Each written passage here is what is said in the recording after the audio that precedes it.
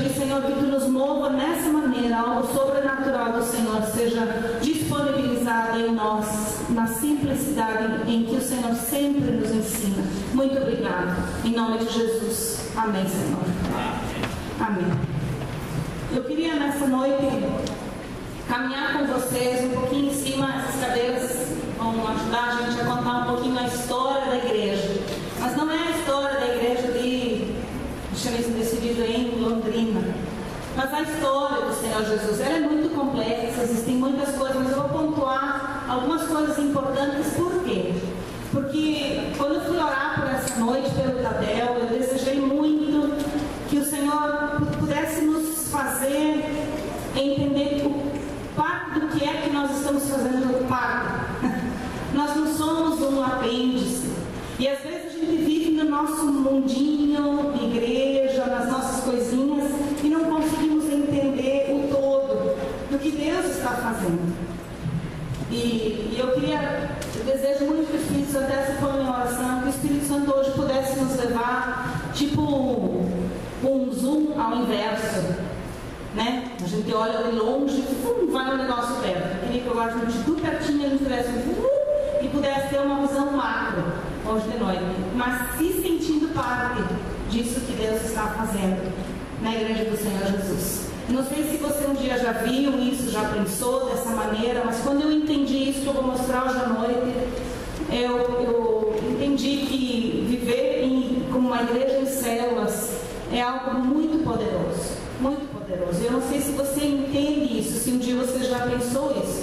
Talvez você pensou assim, para que essa igreja tem que ser em célula? É tão legal, é tão jóia, tem adoração, tem culto, é tudo muito legal, mas esse negócio de célula, para que a gente tem que ir em célula? Para que se fala tanto de célula nessa igreja? E tirar essa visão, que às vezes a gente não sabe de onde ela vem, mas essa ideia que fica fechado nesse mundo pequeno que realmente a gente vive. Mas entender que não é uma ideia da cabeça do Charles, mas é algo que vem do coração do Senhor. Então eu quero caminhar em cima disso hoje à noite e fazer a gente ter uma viagem pela história da igreja. Estão comigo? Então vamos lá. Então eu preciso começar enquanto o Charles prepara a primeira fita. No antes dessa primeira cadeira. Antes dessa primeira cadeira, para cá, Antigo Testamento, a Velha Aliança, e aqui, nascimento de Jesus. Nós conhecemos a história do nascimento de Jesus, sabemos tudo isso, mas eu vou começar falando daqueles 40 dias, quando Jesus já morreu na cruz e ressuscitou. Por 40 dias Jesus esteve com os seus discípulos, e eles viveram, conversaram, cearam e estiveram com Jesus com um corpo glorificado por 40 dias. E num desses momentos, desses 40 dias, não vou falar hoje os textos, não vai dar tempo de falar assim muito detalhe, mas num desses momentos, a Bíblia nos conta que Jesus estava com os seus discípulos e ele relembrou os discípulos de que ele tinha que subir aos céus, mas ele enviaria outro no lugar dele. E esse outro não era nada mais do que uma outra manifestação, a outra pessoa de Deus na Trindade, o Espírito Santo. E ao ter explicado isso, o coração, eu creio, dos discípulos começou a perceber aquilo que Jesus falava naqueles 40 dias com aquilo que Jesus estava falando antes dele ser crucificado. E aí a Bíblia diz que os discípulos estavam juntos, e quando ele disse, eu vou para o Pai, mas um outro vai vir no meu lugar, a Bíblia diz que Jesus soprou sobre os discípulos, literalmente ele fez e disse, recebei o Espírito Santo. Mas depois ele disse, eu vou subir para o Pai, e eu quero que vocês permaneçam unidos e esperem que se cumpra a promessa que eu estou dando para vocês, de que vai vir o outro. Então nós estamos no finalzinho dos evangelhos e estamos entrando em Atos. Atos capítulo 1, 2, vai nos contando, especialmente no capítulo 1, que os discípulos então permaneceram em Jerusalém unidos. É interessante que eles se reúnem, eles oram, eles adoram, mas eles não vão para nenhum outro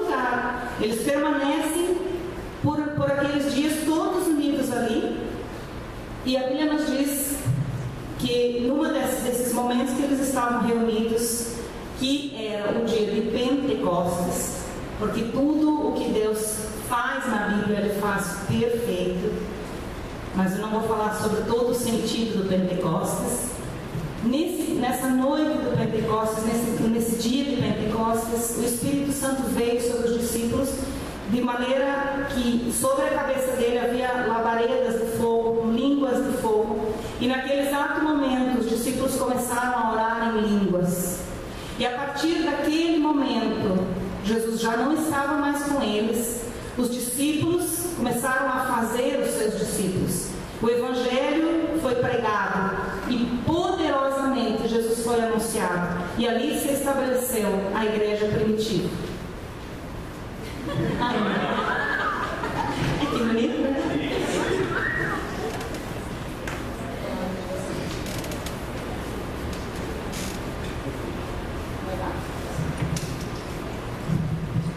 Aqui foi estabelecida a igreja primitiva.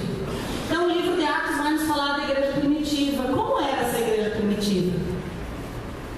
Primeira vez que Pedro, aquele mesmo Pedro que a gente acompanha o histórico de vida dele, quando ele recebeu o Espírito Santo, quando o poder do Espírito Santo veio sobre ele, ele se levantou, pregou Jesus Cristo, e 3.000 pessoas se converteram.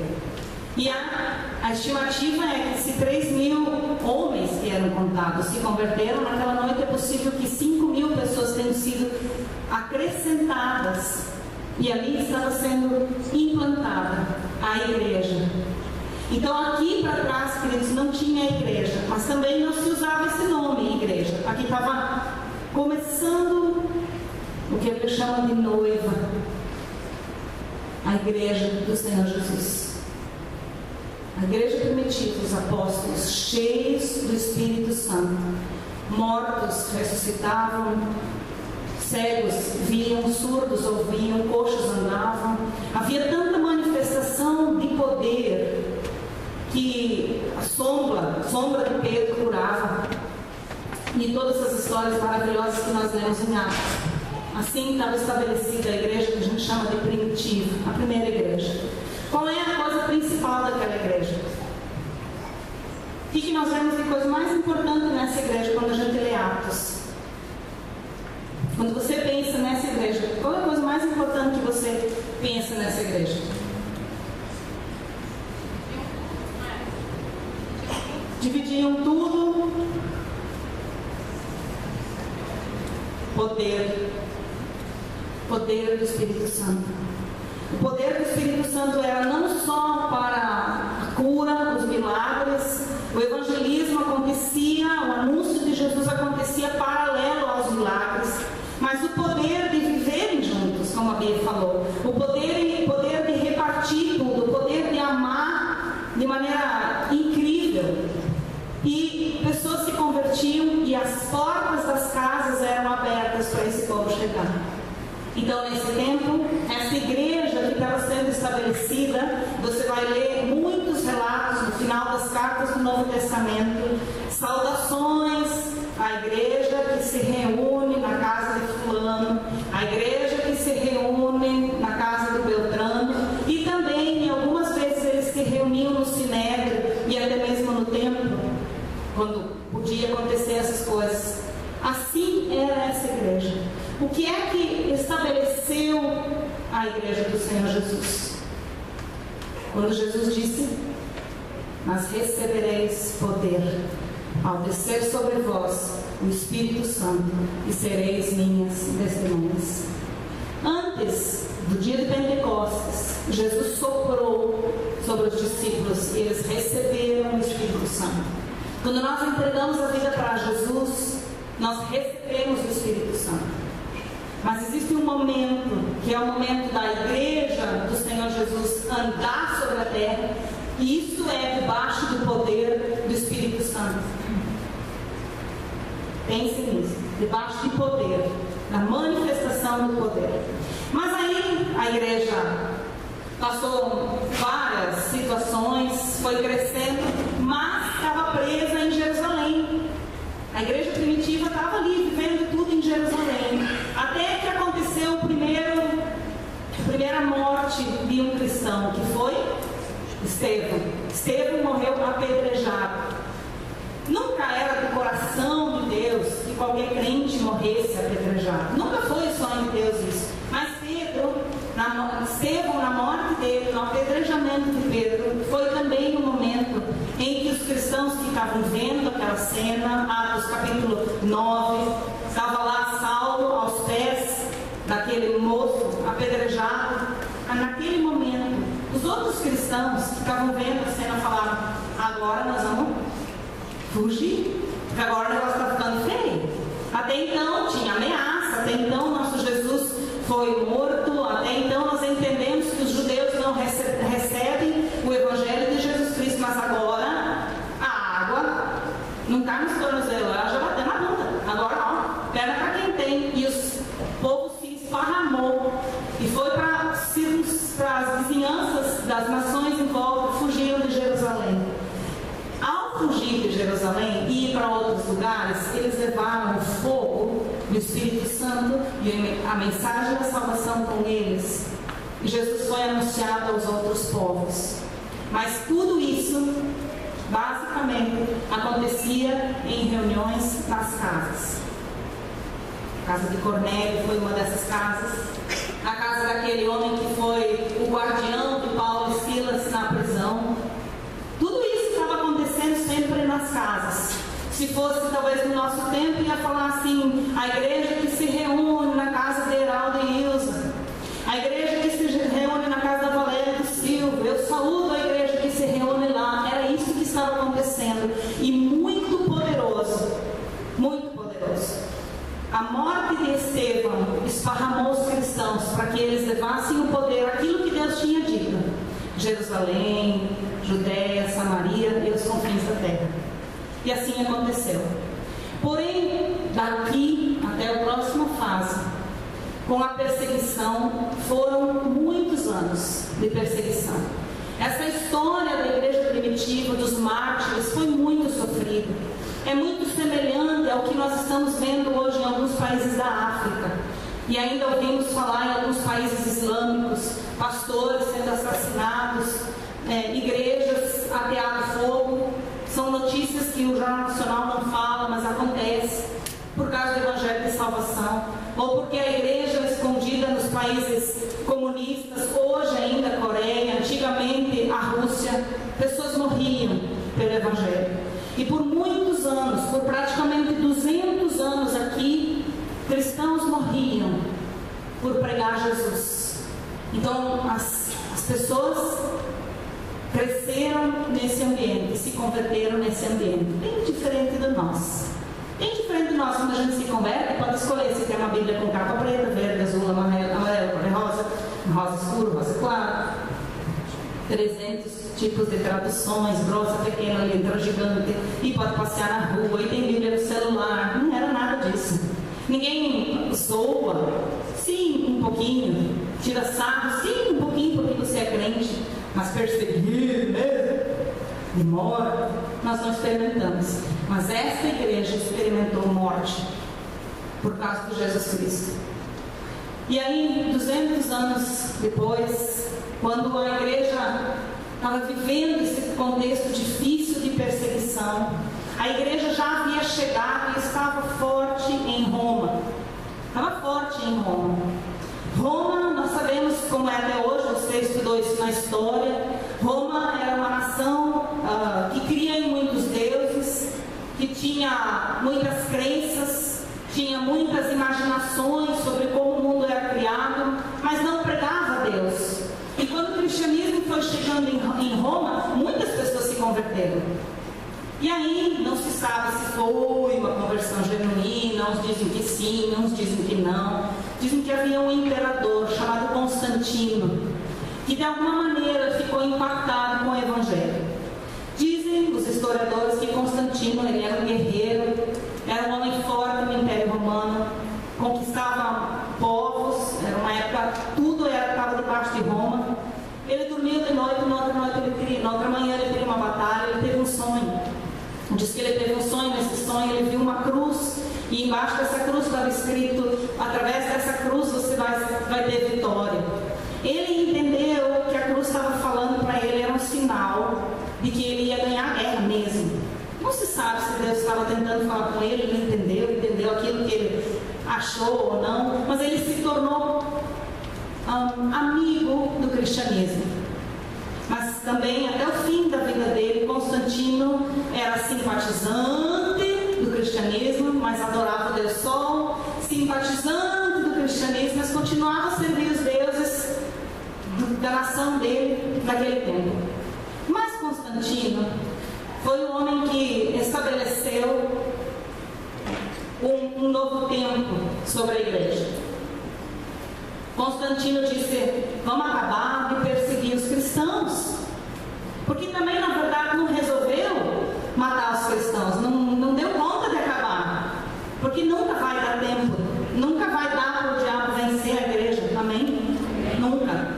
Então essa primeira tentativa do diabo não deu certo. Constantino disse: chega, nós não vamos, ninguém mais vai perseguir os cristãos, muito pelo contrário, olha, o cristianismo é bom, o que eles pregam é bom. E aí uma série de coisas, ajustes no governo foram feitos. Ele era uma pessoa importante no governo.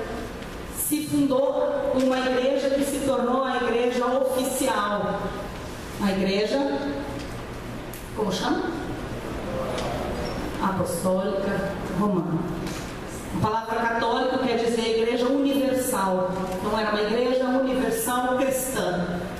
Constantino estabeleceu isso. E então surgiu a igreja católica. A igreja católica, quando ela surgiu dentro do mundo de Roma, muito rapidinho ela começou a se contaminar. Porque tem que entender que o povo que começou a trabalhar nessa nova igreja, então, segundo a ordem de Roma, debaixo do poder de Roma, estava acostumado a acreditar em 1000 deuses, acreditar no Deus Sol, e assim vai, uma série de coisas. Muito rapidinho essa igreja se tornou um horror. Um horror. Entre 300, depois do nascimento de Jesus, aqui nós estamos no ano 300, quando a igreja católica, mais ou menos, foi estipulada. 200 anos daqui para cá, isso aqui ficou a coisa mais feia do mundo. O diabo assolou com tanta força essa igreja cristã, com tanta heresia, com tanta prática, que 200 anos para cá, nem se falava mais de Jesus, não se pregava mais de Jesus. Na verdade, as pessoas compravam com grandes valores, grandes somas de dinheiro, compravam cadeiras para o céu.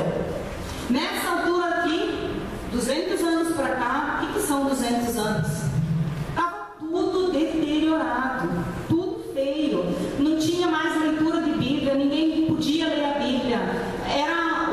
A gente lê as coisas que existiam aqui, nem a própria igreja católica consegue olhar para esses tempos negros, de tão feio que era. Deus levantou vários homens que começaram a ler a Bíblia, comparar a Bíblia com aquilo que a igreja católica estava vivendo. E um desses homens, eu vou usar ele como referência, foi Martinho Lutero. Martinho Lutero, ele era um padre católico. Estava tudo certinho dentro daquilo que a igreja católica era. Mas, um dia desses, ele foi ler a Bíblia. E quando leu a Bíblia, o Espírito Santo falou com ele, ele teve um encontro genuíno com Jesus. E naquele dia, ele compreendeu: a salvação é pela graça. A salvação não é por obras. Está lá escrito em Efésios. Não é por homens. Não se ganha a salvação sendo bonzinho. A salvação vem por obras. E ele foi profundamente impactado. Teve um encontro com Jesus genuíno. E começou a estudar a Bíblia. E começou a comparar o que a Bíblia dizia com o que a igreja católica estava crendo. E aí no dia 31 de outubro de 1500 tirou. Sim, ninguém mais vai perseguir vocês. A partir de agora nós vamos construir uma catedral. Vocês vêm todo mundo para dentro da igreja, certo? Aqui começou a reunir todo mundo num lugar. Muito pouquinhos permaneceram nas casas. E o que acontecia? Foram para dentro das igrejas grandes, começaram a vivenciar uma pessoa aqui na frente falando e dizendo, faz isso, faz aquilo, é assim, assim, sabe? E o resto, todo mundo quietinho, sentado um de costas para o outro. Já começou a bagunça. Martinho Lutero viu a bagunça e disse que está tudo errado. Tudo errado. E no dia 31 de outubro de 1500, ele escreveu 96 teses de erros que ele via dentro da Igreja Católica e pregou essas 96 teses como um protesto na porta da Igreja de Württemberg, né? É isso, não? Do templo de Württemberg. E disse, esse é meu protesto contra a Igreja Católica. E assim surgiu a Igreja Protestante, no caso, luterana. Nesse mesmo tempo, também surgiram outras igrejas que também são chamadas de protestantes, como as presbiterianas, as igrejas anglicanas, tudo por aqui. Então, detalhes assim, não vou conseguir falar hoje de noite. Mas aqui nascia a Igreja Protestante. Qual era um dos pontos principais de conserto aqui na Igreja Protestante? A salvação vem somente por Jesus. A gente não luta com essa ideia até hoje.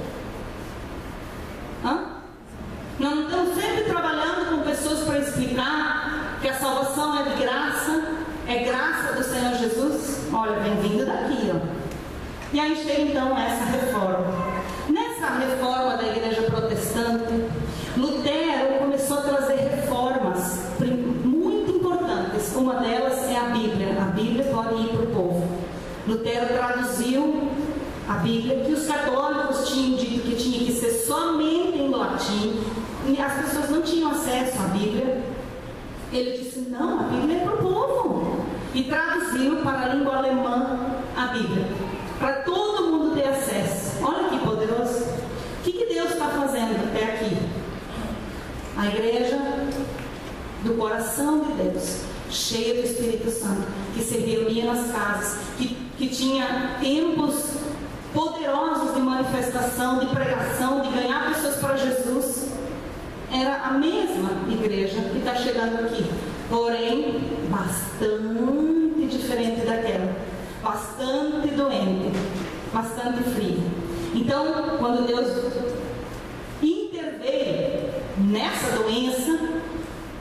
doença da Igreja Católica, Deus começou a trazer reforma. Essa palavra é importante. Aqui é marcado um tempo de reforma. Deus começou a reformar aquela igreja protestante.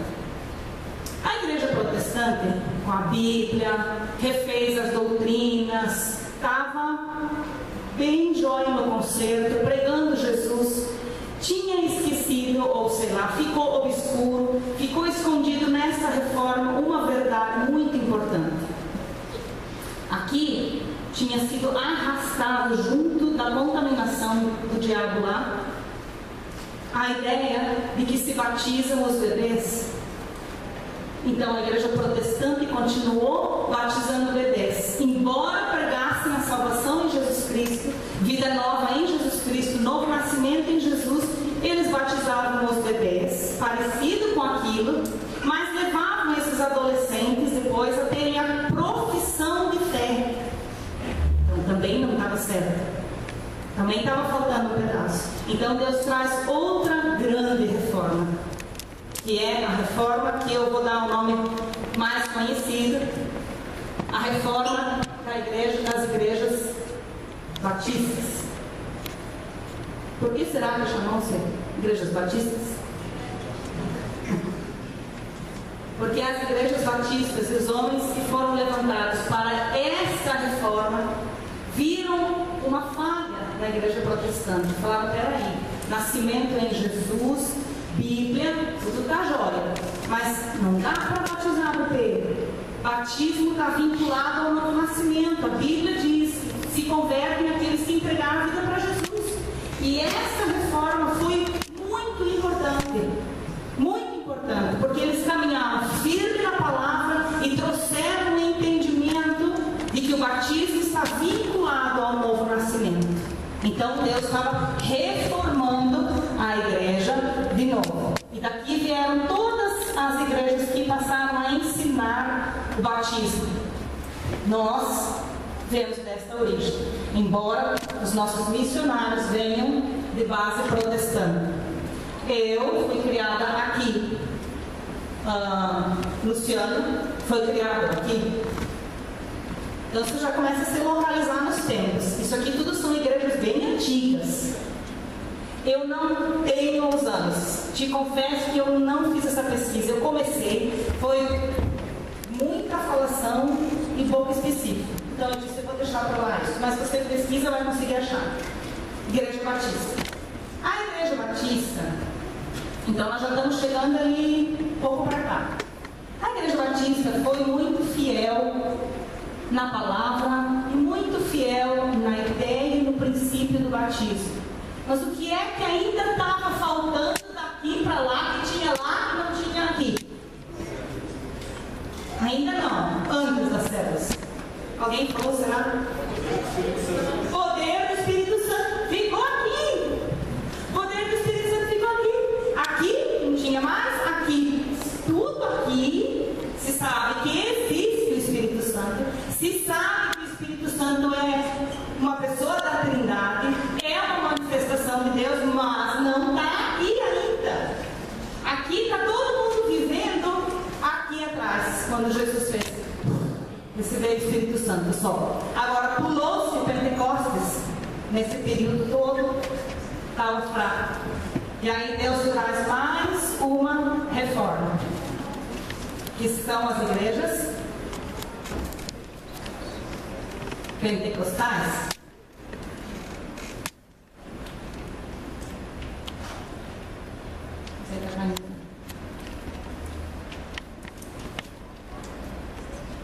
Bom,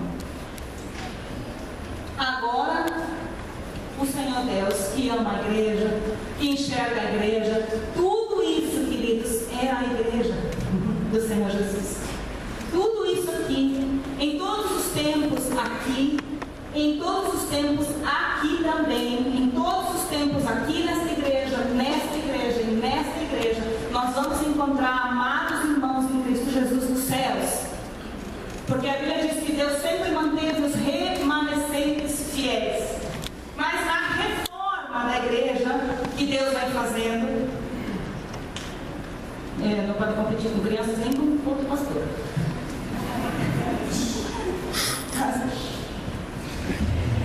Igrejas pentecostais, porque foi um avivamento do Espírito Santo. As igrejas que pessoas aqui foram despertadas para dar lugar ao poder do Espírito Santo. Aqui o Espírito Santo foi colocado novamente em evidência dentro das igrejas.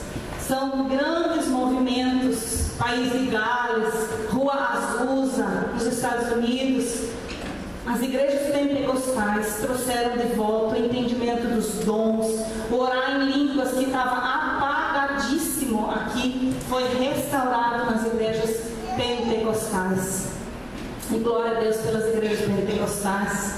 Mas as igrejas pentecostais ficaram tão pentecostais, começaram a dar tanta evidências, manifestações do Espírito Santo, que caíram em um erro. O erro de esquecer um pouquinho a Bíblia, de não estudar mais profundamente a Bíblia. Então as igrejas pentecostais sofreram um ataque do diabo, que se aproveitou disso e fez com que as pessoas não tivessem mais conhecimento de Bíblia, tivessem dando extrema importância a orar em línguas. Era quase considerado mais santo do que outros quem orasse em línguas do que quem não orasse. Haviam e houve ainda hoje grandes discussões sobre isso.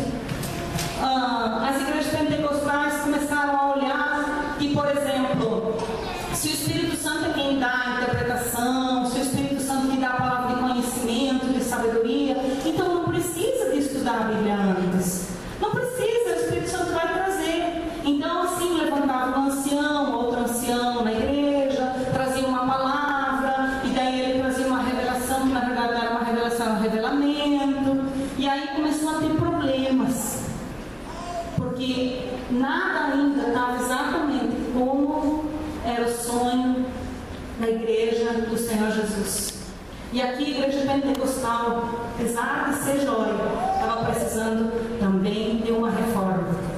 Porém, talvez aqui no meio nós vamos ter gente que poderia se colocar aqui atrás, esteve aqui, nascendo de novo, outros aqui e outros aqui.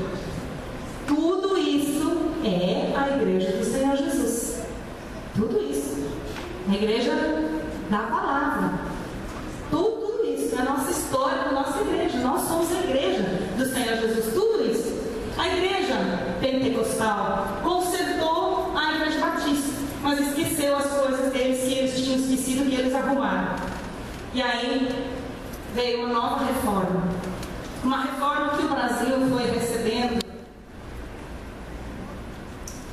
aproximadamente entre virada dos anos 80 e anos 90, tá bom. Entre os anos 80 e 90 nós começamos a viver as igrejas neopentecostais. Tanto que hoje algumas pessoas perguntam: a igreja de vocês, ela é tipo batista? Ela é tipo pentecostal ou ela é tipo neopentecostal? Essa nomenclatura neopentecostal e essa igreja é uma igreja muito bonita. Porque a igreja neopentecostal, ela conseguiu somar esses dois momentos. Voltar para a palavra, ensino, doutrina bíblica, mas trazer o Espírito Santo junto. Aqui, a junção dessas duas coisas foi a reforma. Cada vez Deus estava reformando melhor a igreja, né? Cada vez está ficando mais bonita. E chegou aqui e está a igreja neopentecostal. Nós podíamos dizer que a nossa igreja estaria aqui, nesse caminho do neopentecostal. Liberdade no Espírito Santo, porém, buscamos ter firmeza na palavra. Nós somos hoje aqui. Quando nós chegamos aqui 18 anos atrás, nós éramos aqui. Essa igreja. Nossa denominação era aqui, não é, Paulinho? E os que estavam aqui? Era aqui. Talvez você era aqui.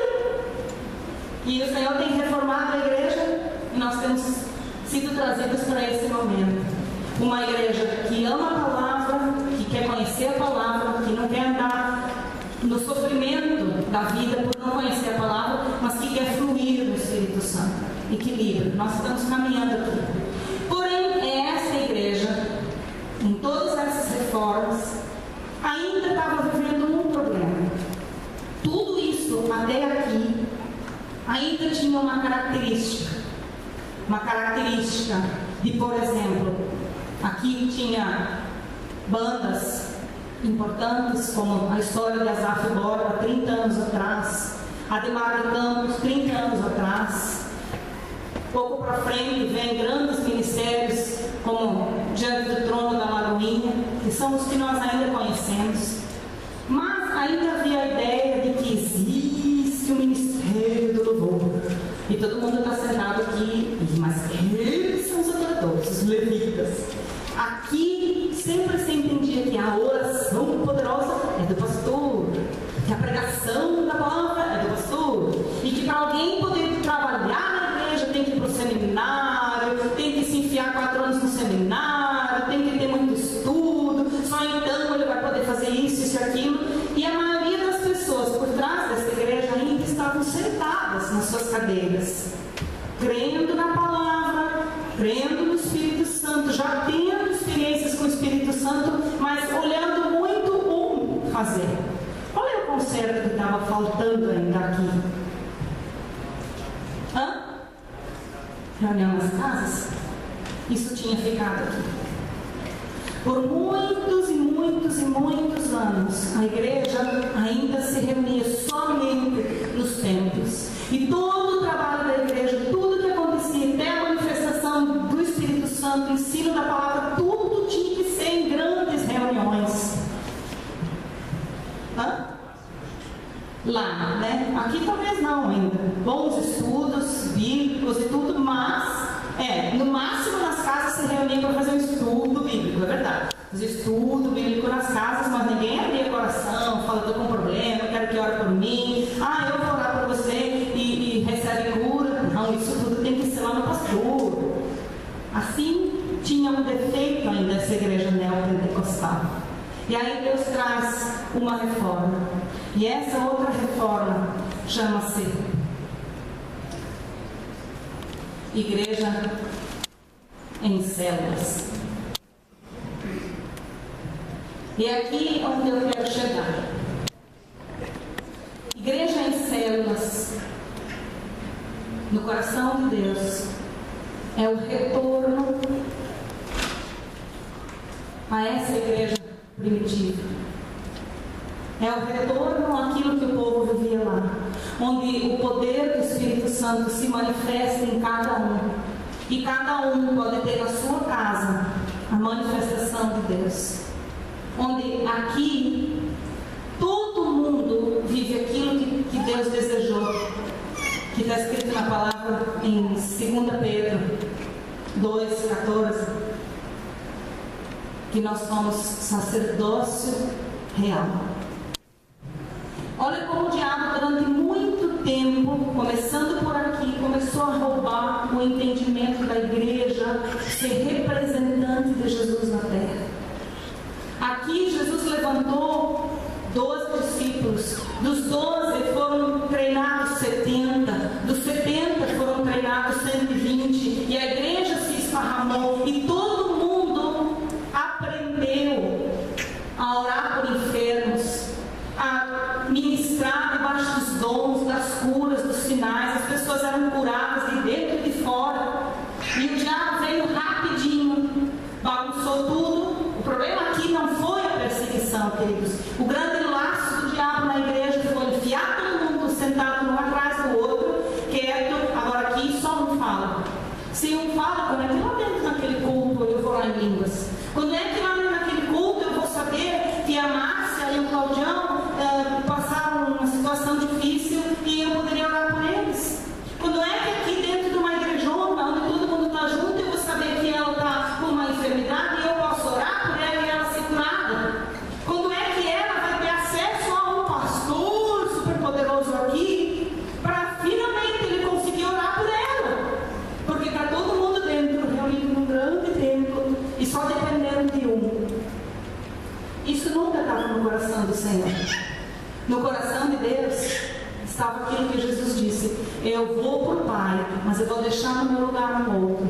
E ele disse: recebereis poder ao descer sobre vós o Espírito Santo, e sereis minhas testemunhas. Célula é a restauração disso. Célula é quando na casa da Geni, cadê a Geni? Chega alguém lá, uma criança enferma. Você fez seminário? Quanto tempo você tem convertido? Vai fazer 4 anos? Isso não foi esse ano, foi no ano passado. Chega uma criança, mãe, filho de uma das pessoas da célula, e diz: meu filho está doente, assim, assado. E todo mundo se reúne em volta dessa criança e ora. Essa criança se levanta, vai no banheiro, vomita e volta totalmente curada. Isso é célula. Isso é: recebereis poder ao descer sobre vós o Espírito Santo, sereis minhas testemunhas. O que eu sinto que o Senhor precisa nos despertar é nos fazer ver parte de um grande momento da igreja. Eu não vou dizer, estou longe de dizer, que nós daqui a uns anos não tem que colocar mais umas cadeiras aqui e falar de mais umas reformas que o Senhor vai ter que fazer sobre nós, que talvez hoje nós não estamos vendo. Mas na fidelidade de Deus, Ele vai levar essa noiva linda, perfeita, imaculada, para se casar com um noivo chamado Jesus nos céus. E eu e você vamos fazer parte disso. Só que nós estamos aqui, queridos. Igreja em células. Não saiu do coração do pastor Charles. Não foi algo que um homem poderoso chamado Lawrence Kong na Singapura, ou um outro homem poderoso de Deus chamado Paul Yong-cho lá na Coreia, ou então um homem nos Estados Unidos chamado Rolf Neighbor, acordaram um belo dia e falaram: que legal seria se a gente aqui, uma reforma aqui, uma aqui. E nós estamos vivendo o concerto de tudo isso nos nossos dias. Somos uma igreja em célula, para manifestar nas casas poder de Jesus Cristo, poder da salvação, poder do Espírito Santo. Por isso eu disse, hoje nós estamos saindo do nosso miolinho e tendo uma visão ampliada daquilo que nós fazemos parte. Por isso há uma resistência muito grande, às vezes, de algumas pessoas de entender a importância de uma reunião no celular, a importância de estar reunido em célula, porque muitas vezes nós não estamos confrontando pessoas, nós estamos confrontando resistências espirituais, porque até hoje tem pessoas caminhando atrás dessa visão, ainda há pessoas caminhando atrás dessa visão, ainda há pessoas que estão só aqui. Eu não vou dizer que eles são menos, nenhum deles é menos. Eu quero dizer aqui, para o Tadel, para essa igreja, para a maioria de vocês que são líderes e líderes em treinamento, que serão líderes de célula, nós temos o privilégio de viver um grande tempo de Deus, um grande momento de Deus, de entrar em casas, em famílias, poder tocar na vida das pessoas com poder. E você precisa crer nisso. Por causa disso, reunir nas casas, quarta, quinta, sábado, sexta, ou os adolescentes que estão aqui, os jovens, nós estamos vivendo algo que vem do coração de Deus, e permite que uma gurizada de 15, 16, 17, 18 anos que está o Felipe, tem algum time, vocês da rede tinham algum mais novo de 18 anos que é líder? Menos de 18? A Fernanda tem 15. Está vendo? Se fôssemos aqui, protestante, batista, e fala assim, de 15 anos, para poder ser líder de uma célula. Porque a gente fica preso na visão que tem. Mas lá, no coração de Deus, não. Está cheio do Espírito Santo, passou por um novo nascimento, vai fluir no poder. Por isso, aqui o concerto mais lindo que Deus tem trazido para nós é: cada um é sacerdote, cada um é um ministro, cada um representa o poder do Espírito Santo. Tem que crer nisso. Você tem crido nisso? Você tem crido que você é uma pessoa onde há um depósito de poder, porque você entregou a vida para Jesus, e nós não devemos permanecer como aqueles que Jesus só soprou o Espírito Santo, mas nós temos sido ensinados a sermos cheios do Espírito Santo. Nossa última ministração no encontro com Deus é para ser cheio do Espírito Santo. Quantos já tiveram depois do encontro com Deus, ou no momento do encontro com Deus, não para envergonhar ninguém, mas para a gente entender, oraram em línguas lá no encontro com Deus? Levanta a mão. Alguns têm recebido. Quantos receberam, já fluem em orar em línguas? Levanta a mão. Pode levantar corajosamente. Uma pergunta. Você tem orado em línguas? Porque eu nunca havia pedido para orar em línguas. Eu vi, Charles e eu, nós somos preparados em um seminário aqui. Apesar de ser interdenominacional, a visão dele era essa.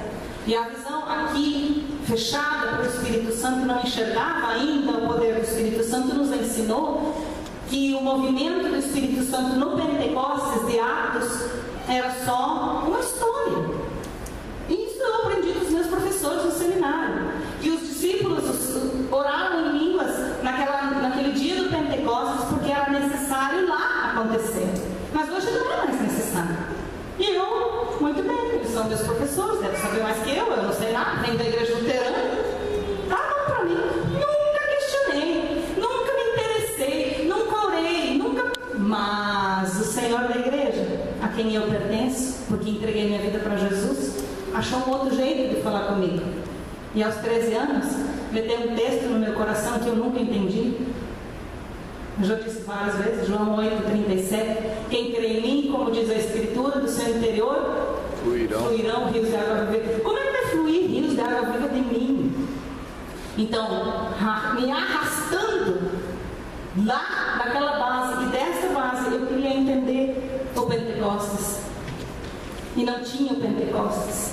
Mas Deus sabia disso. Ele sabe nossa história, queridos. Ele sabe como cutucar cada um de nós. Ele sabe como trabalhar conosco. Ele sabe nossas origens. Ele sabe nossa história. Ele sabe nossa família. Ele sabe do nosso pecado. Ele sabe do que precisamos de libertação, onde precisamos de cura. E tudo isso foi disponibilizado na cruz para nos tornar mais que pentecostais, mais que neopentecostais, mas cidadãos do reino, que dentro de sua realidade, até em grupos pequenos, abrindo sua casa, podem liderar pessoas e mover pessoas para a transformação. Foi então que Deus me pegou. E aqui nessa igreja, lá na frente, quando tinha a parede aqui no meio, no primeiro programa que nós fizemos com a igreja, para sair de lá e nos tornar de pentecostais para neopentecostais e caminhando para cá, foi que eu orei em línguas pela primeira vez. E eu quero cutucar um pouquinho nisso, porque uma das características do poder e da manifestação do Espírito Santo em nós, daquela promessa que está lá em Atos 1:8, essa promessa não foi para esse povo aqui, queridos. Essa promessa foi para a igreja do Senhor Jesus, a promessa do poder do Espírito Santo. Não dá para ser igreja, não dá para pregar o Evangelho, não dá para viver um nível de santidade, não dá para viver o que a palavra de Deus diz para nós sem o poder do Espírito Santo.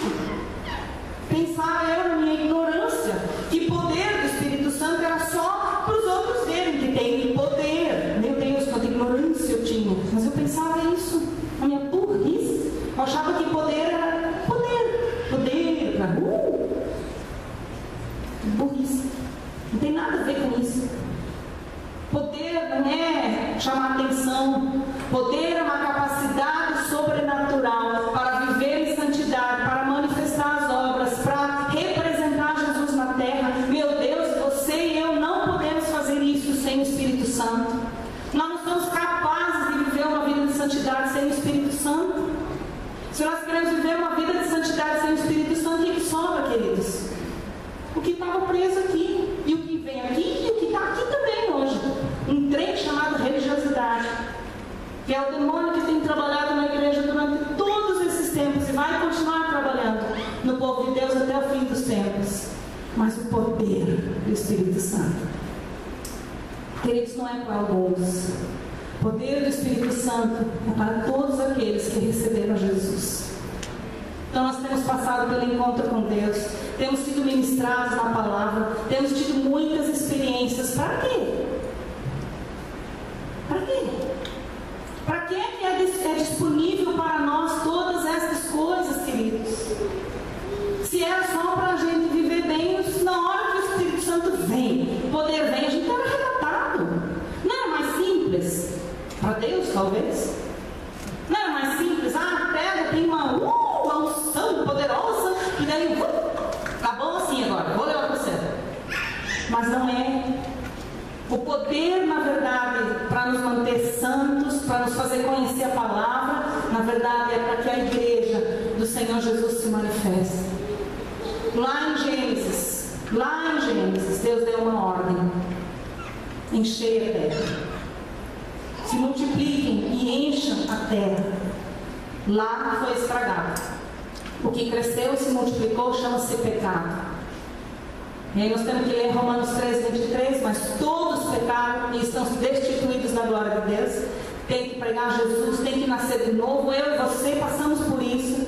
Mas por quê? Porque até hoje o coração de Deus é: crescei e multiplicai-vos e enchei a terra.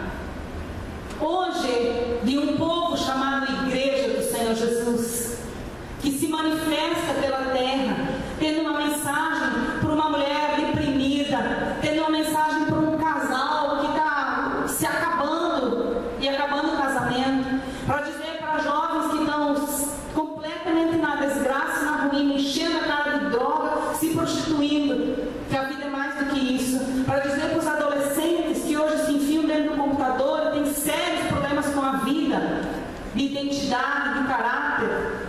Poder do Espírito Santo. Porque enquanto a igreja não estiver no tempo de Jesus vir buscá-la, eu e você, através da igreja em células, podemos manifestar o reino. Mas eu e você temos que crer nisso. E é aqui o grande momento que nós estamos vivendo. O grande momento que nós, como igreja, estamos vivendo. Tadeu faz parte disso. Tadeu tem vindo para nós, você fala assim, toda segunda-feira, né? Pastor me inventou esse troço. Isso é microvisão. Macrovisão é dizer, enquanto estamos como igreja de célula, o Senhor está nos consertando, está nos alinhando, desde a rede Kids até a rede de homens e mulheres, para entender que não é uma metodologia que nós estamos falando, que quando nessas últimas semanas, 2 vezes o Charles, uma vez o Ferdinando ministrou aqui, é para entender o poder de Deus que está disponível. E se a gente se ajustar, consertar, compreender essa visão e trabalhar alinhado com o Espírito Santo, você pode imaginar quanto nós podemos ser transformadores. Você vê isso? Porque se nós não vermos isso, se os líderes ou os pastores, nós que estamos aqui, não enxergarmos isso, nós não vamos ter o coração da igreja. E eu não estou falando da igreja cristiana decidida, estou falando da igreja do Senhor Jesus. Nós não vamos ter esse coração. O nosso coração vai estar apegado a pessoas, o nosso coração vai estar apegado a momentos. Ai, que coisa, toda segunda-feira. Ai, que coisa, toda quinta-feira eu tenho que ir na célula. Ai, que coisa, se eu não fizer isso. Não tem nada a ver com isso. Tem a ver com a igreja do Senhor Jesus. Tanto que só aqui na cidade de Londrina, eu não sei, mas deve ter aí rapidinho mais de 100 igrejas em célula. Bem mais. Competem conosco? De jeito nenhum. Estão vivendo a mesma coisa, com o coração a mesma coisa, talvez com um formato um pouco diferente, com uma ênfase um pouco diferente, mas aprendendo a ser uma igreja a quem foi dado o nome de igreja em células. As maiores igrejas do mundo não são maiores porque tem um super pastor. Não são maiores porque sei lá o que aconteceu e tem um super ministro da igreja que é evangelista. Porque a igreja aqui para trás, ela entende que tem pessoas que têm ministérios. Então contrata um pastor que é evangelista, contrata um pastor que é bom na adoração, contrata um pastor que é bom para pregar, contrata um pastor que é bom para implantar a igreja, e aí consegue trazer 5 ministérios, 5 pastores. Não é isso que está no coração de Deus. No coração de Deus está um corpo que tem dons. Dons. Silvia, quanto tempo faz que você é convertida? 6 anos que você é convertida. Quanto tempo faz que você está líder de célula? 2 anos e meio que você está líder. Antes que eu sei de você ser líder de célula, e eu vou dizer o que eu vejo da Silvia. Quando ela chegou na nossa célula ainda, Charles e eu estávamos liderando a célula, né? Chegou uma mulher com medo, insegura, bem retraída, medo de relacionamento, certo? Deus curou. E quando chegou perto do tempo de multiplicar a célula, nós enxergávamos na Silvia algo que ela tem. Nós, mérito nosso, de jeito nenhum, foi do Espírito Santo, porque ele diz que ele faz com cada um como lhe apraz. Mas na Silvia, ele pôs uma sensibilidade para ouvir pessoas e para dar conselhos. É, não é, Júlia? Sim. Essa é a característica da Silvia. E rapidinho, a célula da Silvia tem se tornado assim. 6 anos. 6 anos de conversão. E há 2 anos e meio ela é líder de uma célula. Por quê? Porque esse sistema faz com que você e eu não sou diferente, possamos permitir vir para fora de nós aquilo que o Espírito Santo quer. A capacidade de poder ministrar na vida de uma pessoa e ajudar a resolver. Ou então, discernir o reino espiritual, que é uma coisa que acontece muito com a Gemi. Ou então, a delicadeza da lei. Delicada. Consegue agregar todo mundo pacificamente. Paciência, encorajamento. Todo mundo fala do Silas. Silas, tu está por aí? Silas não está hoje. Todo mundo fala o que do Silas? Que ele é o quê? Evangelista. Quantos aqui sabem que são bons evangelistas? Quantos aqui têm essa pegada? Que falam e sabem trazer alguém para Jesus? Pode levantar a mão de boa. Se o Jordão estivesse aqui, ele podia levantar a mão. Se não levantasse, eu levantava a mão dele. Claudião e Márcia? Vocês sabem disso, não sabem? Queridos, confie no que o Espírito Santo tem trazido e quer trazer para a sua vida. Não conheço muito da vida do Eduardo, mas eu conheço Eduardo, e você poderá se tornar um grande mestre na palavra, não é? Outros talvez vão falar assim, mas eu não sei ensinar. Mas não precisa, porque todo mundo não vai ensinar. Agora tem coisas do Espírito Santo que são para todos nós, porque elas formam a igreja. E isso vai acontecer lá no pequeno grupo, lá nas casas. É lá que, se eu não estou enganada, Fer saiu. Teve um tempo marcante na tua vida, não foi? Eu sei disso, não é verdade? Como nós íamos saber que a conexão de Fernanda com tua vida seria tão importante para a tua transformação? Olha que a gente sentou, olha que Elisete sentou, mas ele tinha algo, não é? Eu sei disso. Você se vê assim? Você se vê parte dessa igreja poderosa do Senhor Jesus? Sabe, o diabo vai falar para nós sempre: tu não está pronto, tu não consegue, tu não pode, não é teu tempo, você não é capaz que chega. Vai fazer você olhar para os teus defeitos, vai fazer olhar para as áreas que não estão resolvidas, para os teus medos, para as tuas inseguranças, para o teu passado. E olha, o diabo não faz outra coisa do que acusar, do que lançar na cara o pecado que deveria ter ficado lá na cruz e nunca mais trazer de volta. O diabo vai dizer para alguns: você nunca pode ser líder de célula, você mal sabe ler.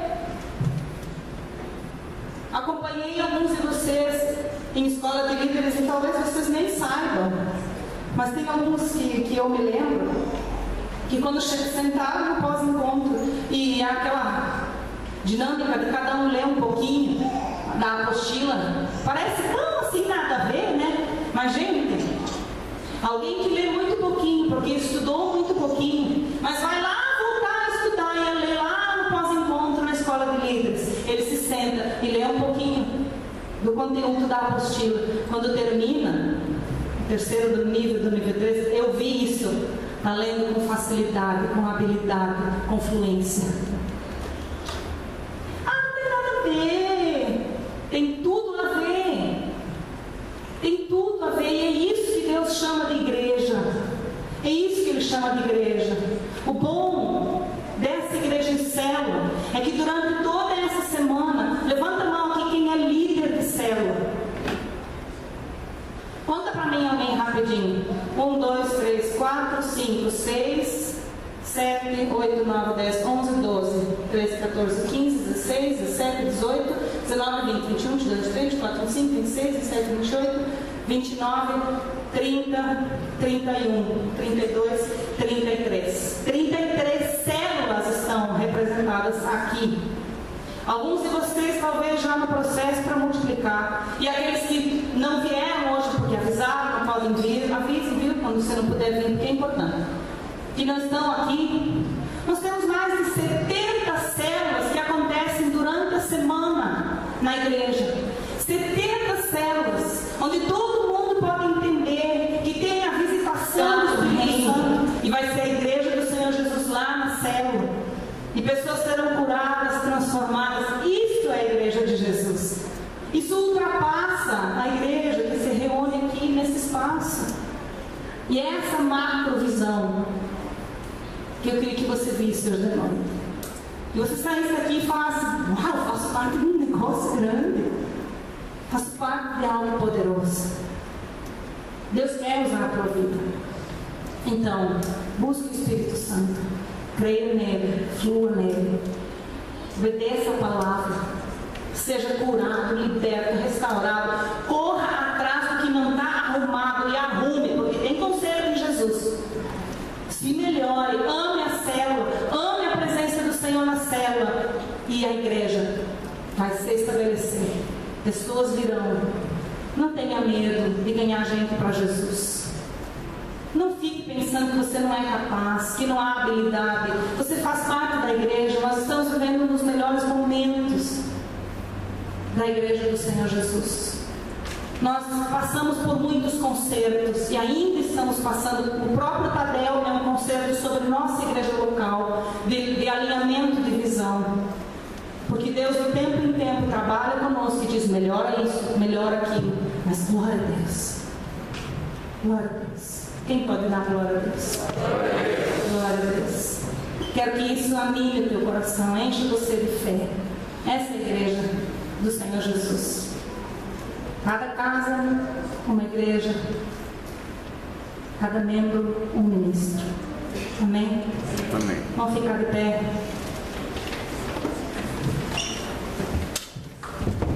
Eu quero não complementar, mas o que faz diferença aqui e lá? Quando Jesus veio e disse: ide por todo mundo e fazer discípulos, e ia derramar o Espírito Santo. E a igreja se reunia de casa em casa e nos templos. E a igreja, ela era como uma águia, não é? Como é que a asa de uma águia é? Ela tem uma de cada lado, certo? Então, um era o grupo pequeno, as casas, e o outro era o grupo grande, que era as reuniões que nós temos até hoje. E a igreja primitiva, ela decolou e começou a voar no vento do Espírito Santo, porque ela tinha o grupo pequeno e tinha o grupo grande. Quando Constantino tirou o grupo pequeno, o que acontece com uma ave se você tira uma asa dela? Olha lá. Fica voando em círculos, certo? Então a grande sacada do diabo foi essa: tirar o grupo pequeno e fazer igreja. E gente, voar com uma asa cansa. Então as igrejas de programa inventam um monte de coisa para entreter a igreja, mas não é isso. Faz parte. Quem estava no culto ontem aqui foi gostoso, não foi? Está reunido com um grupo grande, todo mundo, isso faz parte, precisa. Mas quando Satanás ali na igreja católica, com Constantino, cortou a igreja do grupo pequeno, a igreja começou a cansar. E foi se arrastando e, pela graça do Senhor, alcançou as nossas vidas. Amém? Nós somos todos disso. Graças a Deus. Então, lá a igreja em Celas é a restauração da igreja com duas asas. E você faz parte disso. Amém? Vamos orar, querido.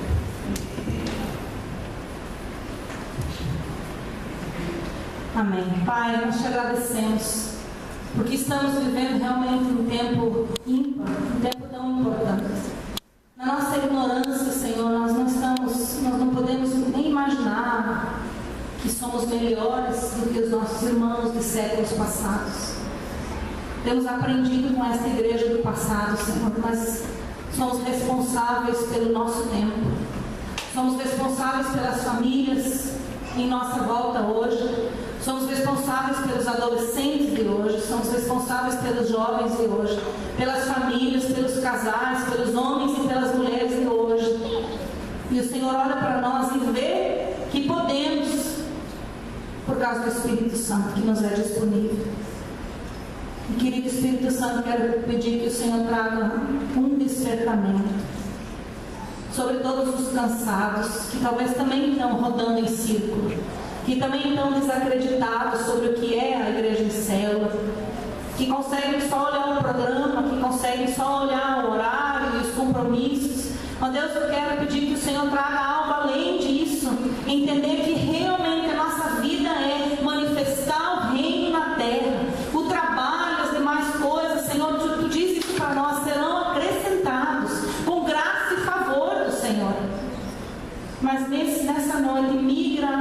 para esta posição poderosa da igreja do Senhor Jesus, de amar a igreja, de lutar pela igreja, de querer ver a igreja tornada, limpa, de ver uma igreja enfeitada, que honra o Espírito Santo, que celebra a vida de Jesus, que adora o Pai, curada.